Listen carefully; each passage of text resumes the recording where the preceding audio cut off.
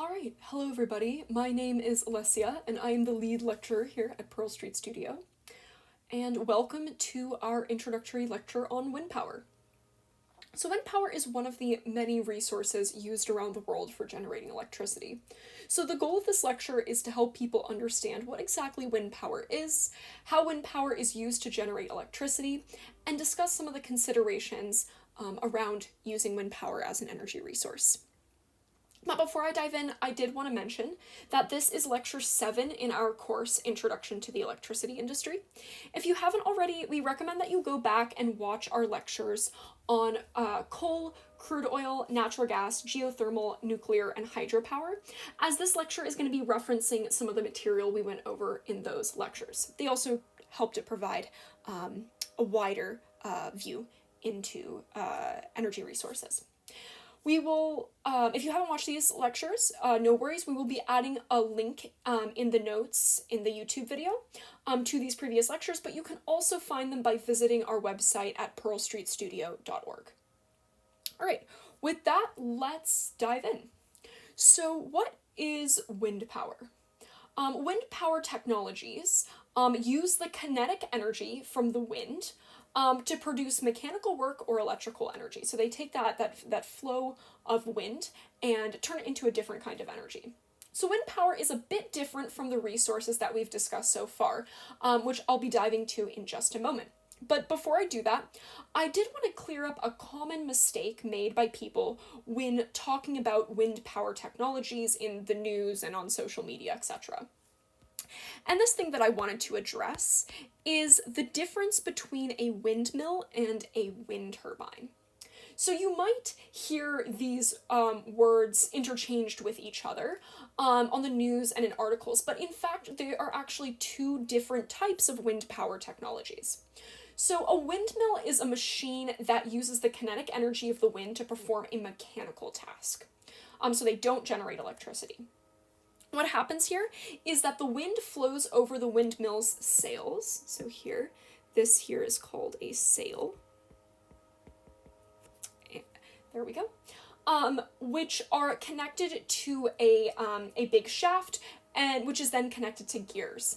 And these gears use the rotational kinetic energy of the rotating windmill sails to mechanically operate some sort of machinery, such as like pulleys and pumps.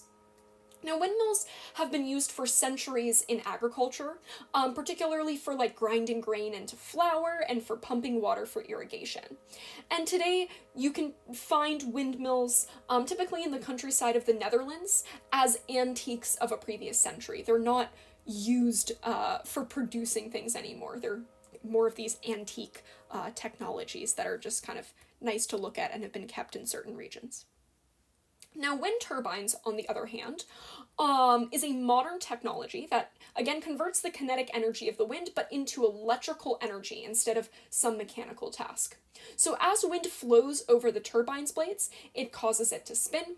The kinetic energy of the wind is turned into the rotational kinetic energy of the wind turbine blades, which is then transferred through a shaft to a generator, which converts the rotational kinetic energy into electrical energy. So this is very similar to how we've discussed before in previous lectures. And wind turbines are found across the world and are becoming a major generation resource for electricity. Now, while both of these technologies do use the kinetic energy of wind, the technologies themselves are distinctly different and they do serve different purposes. So this is something that I wanted to note before we dive in. This is called a turbine blade. That's a turbine blade. And so this is a sail and this is a turbine blade. So that's some of the terminologies, or the terminology for the different technologies. Okay, now let's go into how do wind turbines generate electricity. So here, let's go to this diagram that I've made here. So here, these little lines here represent the wind. And the wind turbines, when built out in the world, are positioned to capture a consistent source of wind. And so the wind turbines capture the kinetic air of moving energy, as mentioned before, which causes these wind turbines to rotate, and so it's kind of hard to see. Rotate. It's hard to see in this drawing, but I've drawn it from a side angle here. And so the kinetic energy of the wind turns into the rotational kinetic energy. And then these blades are connected to a shaft here. A shaft, which is connected to a generator. Generator, right there. And this generator converts that rotational kinetic energy into electrical energy. So this part here is very similar to, or it's the same basic principle used in coal-fired power plants and natural gas, geothermal, nuclear, and hydroelectric power plants. But instead of using steam or water to turn a turbine, wind turbines use the Earth's natural wind patterns to spin the turbine. And then, of course, that electricity is then sent as transferred through power lines. It's transported through power lines, and it is sent to the electric grid. Like we've shown in previous lectures, out to all of us consumers. Now, to generate electricity at a large scale, wind turbines are grouped together in regions with strong wind patterns. And this collection of wind turbines makes a wind farm. So a wind farm is simply just a large collection of wind turbines. And you might see wind turbines out in open plains, on farmland, and on ridges. You can also see them out in the ocean as well. And we're going to discuss the different types of wind turbine installations or different types of wind farms in the next section. Okay, let's go into this section. Okay, so what are the different types? There are 3 different kinds of installations. There is onshore, there is fixed offshore, and there is floating offshore. So starting with onshore, an onshore wind installation consists of wind turbines that are located on land and typically in areas with favorable wind resources, such as plains and ridgelines and farms. Now, while the wind speeds and wind patterns on land are generally less consistent than those found out in the ocean, onshore wind projects have the benefit that they don't cost as much to construct and to maintain because they're a lot easier to access. The second type is fixed offshore. So a fixed offshore wind installation consists of wind turbines that are mounted on these big cement foundations that are anchored directly to the seabed or the bottom of the ocean in shallow coastal waters. And although fixed offshore wind projects are more expensive and more technically challenging to construct and maintain in comparison to onshore wind installations, they do benefit from stronger winds and more consistent winds throughout the year. So they usually generate more electricity per wind turbine in comparison to onshore. And then the third type is floating offshore. So a floating offshore wind installation consists of wind turbines that are mounted on these big floating platforms. And these floating platforms, they are anchored in place to the bottom of the ocean with what is called mooring lines. So here in this drawing you can see there is a...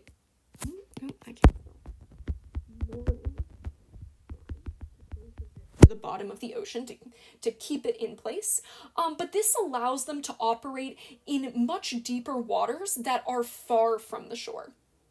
Now, while floating offshore projects are a lot more expensive and a lot more technically challenging to construct and maintain than onshore wind farms and fixed offshore, they are able to access some of the strongest and most consistent wind resources that are available on Earth. So they're able to generate a lot more electricity per wind turbine in comparison to the other 2 types. Now, because of the challenges around building these floating offshore systems, or there are a lot of challenges in building these floating offshore systems, there are not a lot of them that exist around the world today, but many countries with coastal waters are slowly building them out. A pretty cool example to check out if you're interested in this is the Hywind Tampen wind farm that's up in Norway, and it is currently the world's largest floating offshore wind turbine installation. And the company that, I think it's the company that installed it has some pretty cool aerial footage of the wind farm. So if you're interested in that, it's kind of there's some cool videos out there to check it out.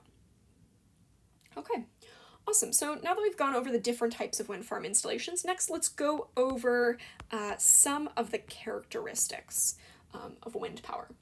So as you could probably guess, wind power is an intermittent resource because the amount of electricity it generates is dependent on the intensity of the wind rather than on an operator controlling it. And the thing with wind is that the conditions for it vary throughout the day, across seasons, and from year to year. And so because of this variability, wind farms are oftentimes paired with electricity storage technologies, which we're going to discuss in more detail in just a moment. Okay, fuel supply chain. So wind turbines don't really have a fuel supply chain. There's no fuel that we need to go and get. But the wind is dependent on the Earth's natural wind patterns. So instead of describing a fuel supply chain here, I thought it might be nice to quickly describe how the Earth's natural system continually provides wind to power wind farms. So how it works is that wind is created by the sun heating the earth unevenly. So when the sun warms up that ground, warms up the ground, it passes the heat into the air above it. But some surfaces, like the land, heat the air up around it much faster than other surfaces such as water. So typically it is warmer on land than it is, or the air on land is typically warmer than it is on water, because in water it tends to absorb more of that heat. On land, more of that heat stays within the air that is above it. So when air is warmed up, warm air rises. So the warm air that's on land rises up. But then this leaves, I'll say, a quote-unquote empty space. And so what happens is that the colder air that is above a body of water, like an ocean or a lake, then is pulled over here to fill this gap that has been left by the hot air that has risen. But then as the hot air rises, it does eventually cool, and then it ends up sinking back down to the earth, where it then sinks back down to the earth, and it will slowly warm up over land and water and continue this cycle indefinitely. So in essence, wind is pretty much just air consistently moving from a high pressure area to a low pressure area due to the differences in the temperature of the air from the sun. So that's pretty much what it is at a high level. Okay, now for fuel storage. So as mentioned before, because the wind generation depends on the weather conditions rather than an operator controlling it, wind farms cannot produce electricity on demand. So an operator can't be like, all right, produce electricity now, wind turbines. But in order to manage this variability, wind farms are typically complemented by what is called a battery energy storage system. And we're actually going to be having a lecture on battery energy storage systems in 2 lectures from now. But here I'll give you a very quick introduction to them. So these battery energy storage systems can store electricity at one point in time and then release it back to the grid at another point in time. So what happens is that when wind turbines are generating more electricity than needed, because let's say the winds are really strong, this extra electricity can then be stored in the batteries, and then when the winds die down, these batteries can then release that excess electricity that was generated earlier out into the grid. So together, wind turbines and batteries can maintain a reliable supply of electricity. Right. All right, let's go into the capital costs. So wind energy projects generally have like moderate capital costs in comparison to other resources, but they can be developed more quickly than many thermal power plants. And when I use the term thermal power plants, I'm referencing the power plants that use a heat source to power or to generate electricity, like coal and natural gas and geothermal, etc.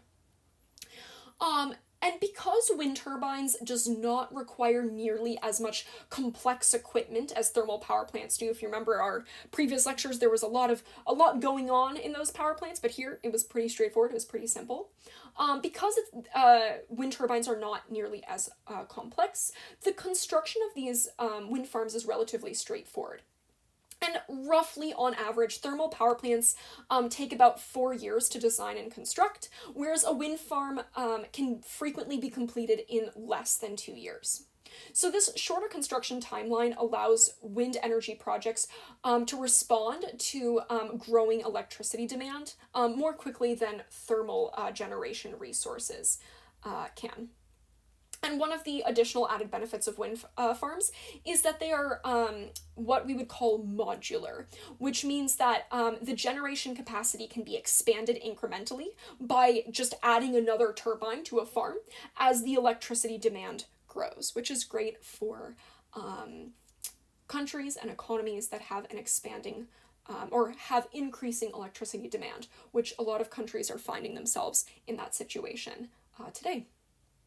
Now here are some numbers.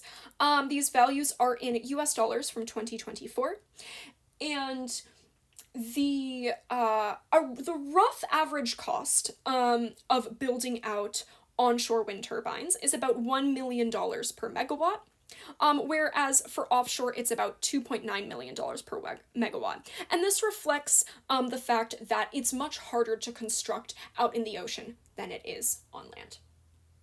These numbers I got from the IRENA Renewable Power report from 2024. IRENA stands for the International Renewable Energy Agency, so they released a report on generation costs where I got these numbers from. And then looking at on the size of onshore wind turbines, they average at roughly at about 200 megawatts, but these wind farms can vary a lot in size. This is from the National Renewable Energy Laboratory in the United States. I got this number from. And so, given this cost and this size, the typical cost of building out one of these onshore wind farms is about 200 million. Now, the typical size for a offshore wind farm is about 335 megawatts. This data point I got from the World Forum for Offshore Wind.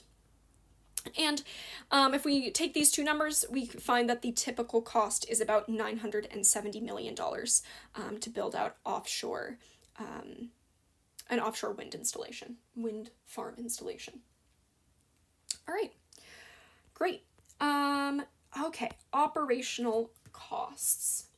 So wind farms generally have low operating costs because they don't require any fuel inputs to generate electricity.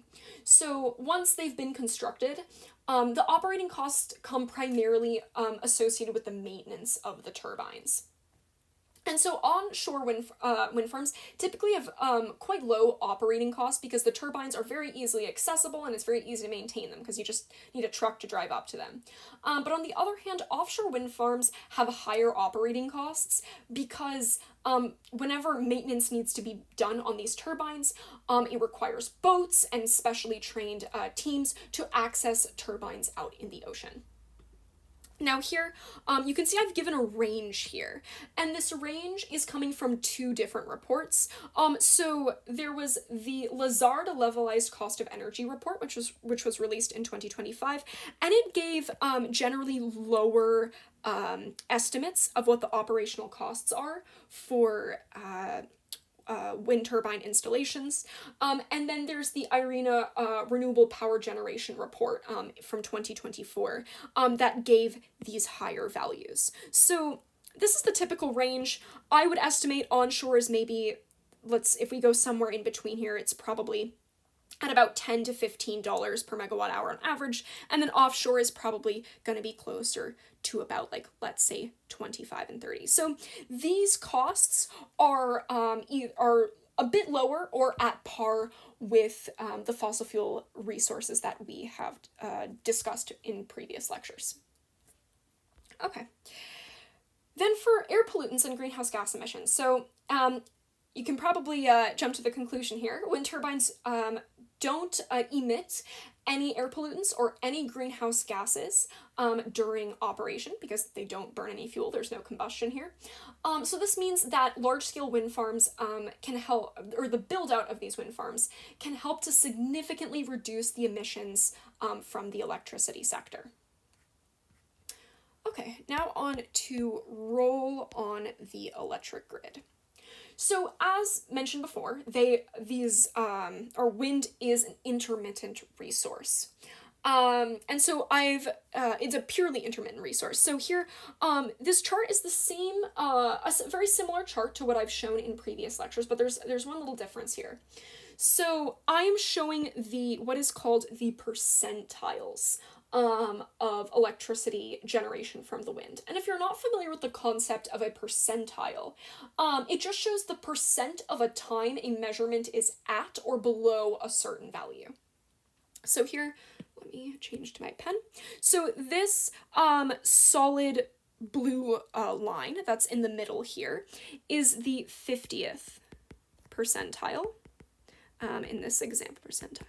So this shows, okay, the rough average of the amount of electricity that is being generated by this wind resource is at this time, or is at this electricity output level. So 50% of the time it is at this level, which who knows, maybe this could be, and I'll just use an example. Let's just say 50 megawatts. So typically it's generating 50 megawatts of electricity continuously. Now, then there's these dotted lines I have here that are the 25th and 75th percentile. So the 25th percentile is illustrated by this dotted line that's here. Oops, I accidentally deleted that. There we go. So this would be the 25th percentile. And let's just say this is maybe 30 megawatts, for example. So that means 25% of the time, the wind resource is generating 30 megawatts or less at this given point in time here. And then 50% of the time, it is generating 50 megawatts or less. And then there's the 75th percentile, which is here.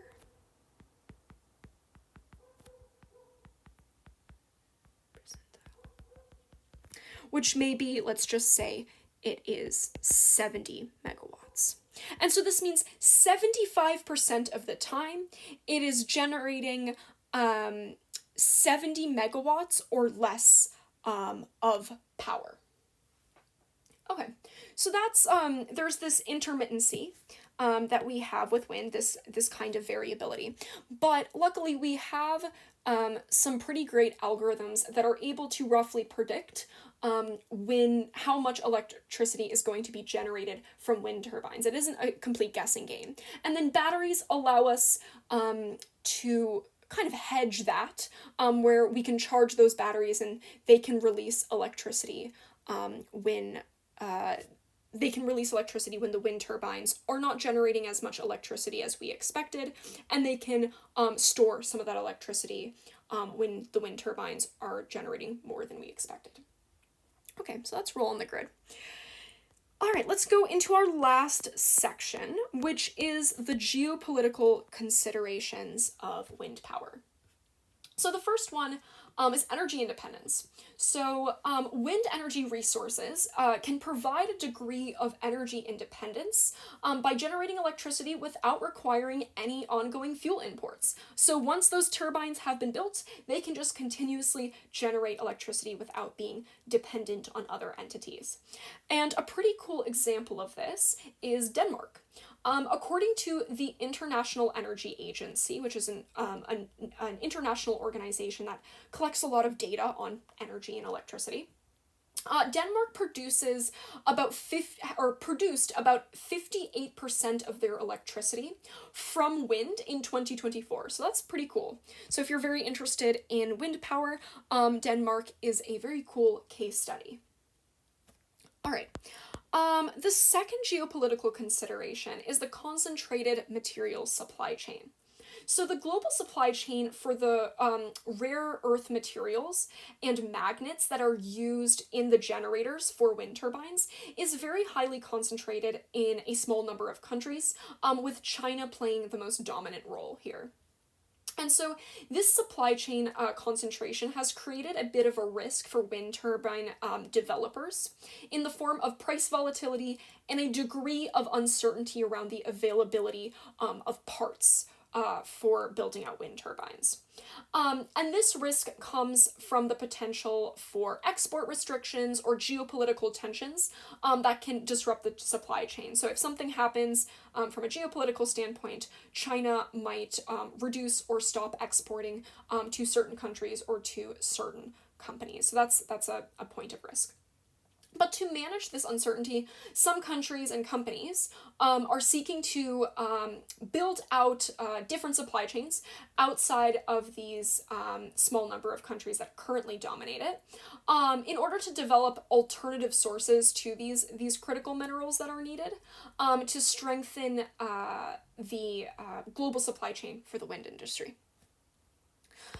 Okay, and then the last geopolitical consideration is about jobs for a changing fishing industry.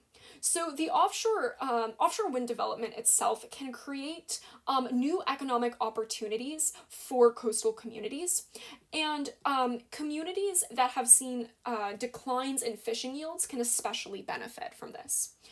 So the construction, operation, and maintenance of offshore wind facilities requires very specialized skills. It requires boats, it requires marine infrastructure, and all of this overlaps with what is used in commercial fishing. So in some regions where fishing revenues have declined due to overfishing and due to climate change, offshore wind projects can provide an additional source of employment for the people in these fishing communities. Now, one of the examples is in New England, which is in the northeast part of the United States. Fishermen and fisherwomen who have seen a decline in the scallop industry have started working with offshore wind farm companies over in the East Coast of the U.S. to help maintain and repair turbines in order to supplement their fishing incomes. All right. That is it for our wind lecture. Thank you so much for watching. This is the very first version of our wind lecture, and we know that there is probably much to improve here, so we would love your feedback. Do you think that something wasn't explained clearly enough? Or do you think that there's other information that we should add? If you have any thoughts on this, we will be adding a link to a feedback form. And then after receiving a sufficient amount of feedback, we will update the lecture, we will re-record, and we will post the updated video. So for those of you who will be providing feedback, thank you so much for helping to improve the quality of publicly available education. And then the last thing is, if you found this lecture valuable, please consider donating to help us continue making publicly available educational content on the electricity industry.